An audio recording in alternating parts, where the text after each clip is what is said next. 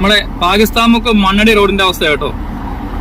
ഈ മഴയും കാറ്റും ഒക്കെ വരുന്ന സമയത്ത് ഇവിടെ റോഡിന് സൈഡില്ല, സൈഡിൽ മൊത്തം നടന്നു പോകാൻ പറ്റില്ല. ഓടയുണ്ട്, ഓടയ്ക്ക് സ്ലാബില്ല.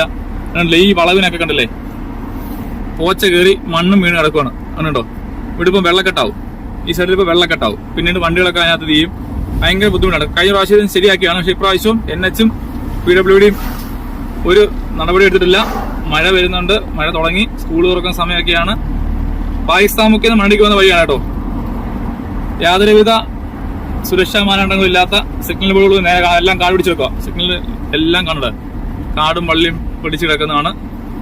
റിഫ്ലക്ടറുകളോ കാര്യങ്ങളോ ഒന്നും ഇല്ലാത്ത ഒരു മിനി ഹൈവേ ആണ്. ഏനാത്ത കിടമ്പനാട് മിനി ഹൈവേയുടെ അവസ്ഥയാണ് കേട്ടോ.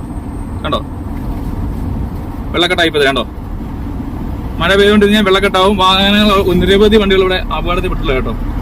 അതുകൊണ്ട് ദയവായി ശ്രദ്ധിക്കുക. പഞ്ചായത്തോ മുനിസിപ്പാലിറ്റി